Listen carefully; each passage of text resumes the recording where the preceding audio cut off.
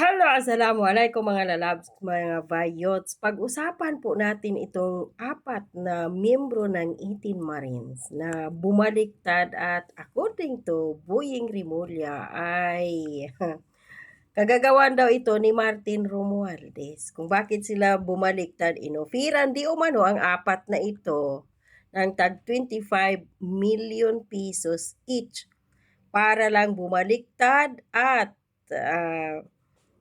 yung nabili sila ang kanilang pagkatao. Tandaan natin po mga lalabs, mga bayot, sila po ay miyembro ng Marines. Miyembro po sila, isa sila sa mga kabilang sa dapat magprotekta sa taong bayan. Ang kanilang mandato is to serve and protect the Filipino people sa ating soberanya, sa ating sovereignty. Pero anong ginawa nila? Hindi na sila ngayon nagproprotekta sa taong bayan na kawatan kundi nabili sila. Bakit? Hindi din natin alam behind closed doors kung ano yung ginawang panggigipit ni Martin Romualdez, ni Marcos Jr., ni Liza, nila Erwin Tolfo, at kung sino-sino pa dyan sa mga to, pati pamilya siguro ng mga ito ay pinagbabantaan ang mga buhay, dukotin siguro or kung ano-ano dyan para bumaliktad, pinipressure sila ng todo. Isa pa dito ngayon ang ombudsman at hindi sila ligtas ha. Dahil kakasuhan din sila ni Boying Rimulya. Ayan, pikat ninyo. Pikat, mirisi. Kala ninyo ha, bumaliktad kayo, kapira kayo, solve na kayo. Hindi. So ngayon, yung kasamahan niya, dahil kinasuhan sila lahat kahapon, nakapagpiyansa na no, kanina doon. Pinatulog talaga, inupuan ang kanilang piyansa no, or bail. So nakapagpiyansa na yung 14 na lang sila ngayon, hindi na sila 18 Marines. 14 Marines na lang dahil ito wala na, bumaliktad. So mukha ng apat na bumaliktad na dating sundalo isinapubliko. Ito ngayon ang problema mga lalabs, mga bayots, dahil ang pamilya nito mapapahiya. Bakit? Sa buong Pilipinas or kung saan pa man. Pati na mga anak nito, magkakaroon ito at ang mga bullying sa school, sa mga kaibigan. Dahil bakit? Sasabihin na dati, yung tatay mo, hinahangaan namin dati na matapang, naninindigan para sa taong bayan, para sa kaban ng bayan. Ganito pa ngayon, anyari? So, isinipubliko sila, no? So, ano ang pangalan? Ito yon si Bernard Tubi, Roosevelt Waupon, yung sa taas, si Cecilio Laroder Jr. At ang isa na to ay si Bini Buluntati. So ito yun sila, yung mga Marines na nabili ang pagkatao at kaluluwa. So isinapubliko ang mga larawan ng apat na dating sundalo na kabilang sa Brave 18 at nag-recount sa kanilang mga naunang salaysay kaugnay ng umano'y malita delivery. Ito ngayon yung problema Bongbong Marcos, akala ba namin you are fighting for corruption? And yet ito sila nagsiwalat ng mga korap na mga politiko sa Pilipinas. Pinsan mong si Martin Romualdez involved doon. Yung mga ibang senador gaya ni Tuta Soto, nila ni Ping Lacson, at kung sino pa dyan, Raffy Tulfo, Erwin Tulfo, na hinatiran ng mga malita na may lamang pira. At ang ibang mga tongresista, pinangalanan ang ibang mga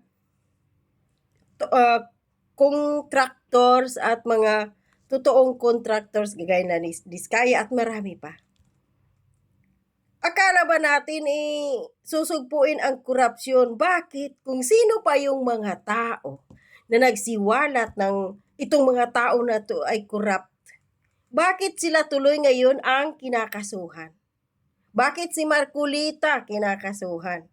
Kinulong. Dahil doon sa pakikipaglaban niya sa korupsyon at kinasuhan, iniba yung kaso doon sa tawag dito campaign donors. Pero hindi yun ang totoo. Hindi naman tayo tanga at pinanganak kahapon na hindi natin alam kung ano talaga yung totoong rason. kung bakit kinasuhan at ikinulong si Marcoleta at walang piyansa. So ngayon, naunan lang binawi ang kanilang mga affidavit na nag-uugnay kina Pangulong Ferdinand Marcos Jr. at dating Speaker Martin Romualdez. So alam na natin, behind closed doors kung sino talaga yung nasa likod ng kanilang pag-recant. Bongbong Marcos at Martin Romualdez, of course, ang first leading palaka. Hindi yan mawawala. Dahil according to Amy, 3 lang naman katao ang nagpapatakbo ng Pilipinas. Si Marcos Jr., frontrunner lang yan. Magsasalita sa mga media, meetings, kumbaga pupunta doon sa kung saan sa mga bansa na may mga assembly meeting, kung ano-ano pa dyan. Pero nagpatakbo ng Pilipinas, Liza Marcos, Martin Romualdez at dalawang magkapatid na John Vic and Boying Rimulya. So ito sila. Kaya yung sa likod dito, mismong presidente, dahil siya yung pinuno, ulit-ulitin natin yan. Si Bongbong Marcos ang final and signatory ng yearly na national budget. So yung pera, ninanakaw nila. Kaya hindi siya pwedeng maghugas ng kamay na sabihin ni Bongbong Marcos, sa aking administrasyon, ako ang nakatuklas ng korupsyon. Gago. Ikaw ang ulo ng korupsyon.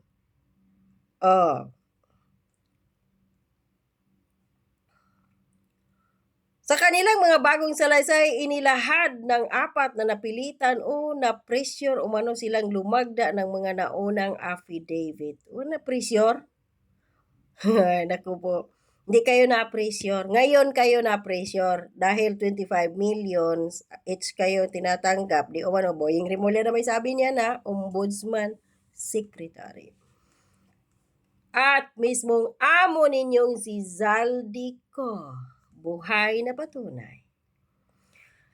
Kabaliktaran nito, sinabi ni Atty. Levito Baligod na mayroon umano silang mga hawak na ebidensya, mga text messages at voice recordings tungkol sa sinasabing alok ng pira or alok na pira sa 4 para bumaliktad na anyay umabot sa 25 million kada tao. Mabuti nga na nailabas ang mga mukha ninyo.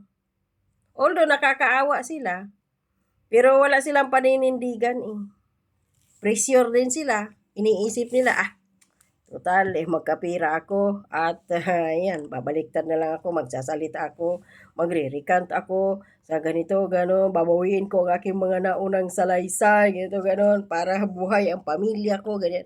Pero hindi sila ligtas. Dahil bakit? 3 hours ago. Ano dito ang sabi sa ang balita ngayon Facebook page? 4 na ex-sundalong bumaliktad kakasuhan ni Boying Rimulya.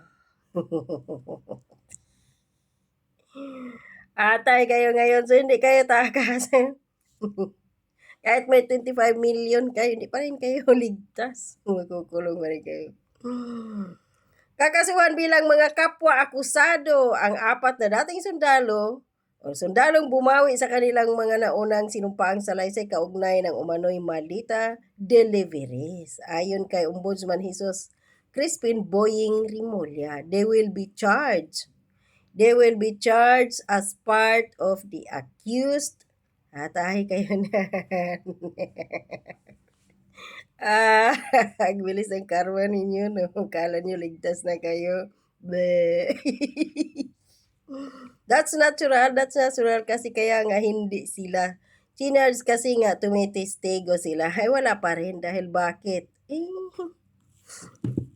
May 14 pa doon. At sabi ni Matibag, meron pa daw susunod na mga ex-marines na magre-recant daw, babaliktad o oferan ulit. Ay, alam na. Kaya yung drama ni Boying na kasuhan si Romualdez, yan mangyayari. Hindi mangyayari yan. Ida-divert lang nila yung kanilang mga taktika. Dito to sila. Yeah. Pero si Martin Romualdez kasuhan, wag kayong umasa.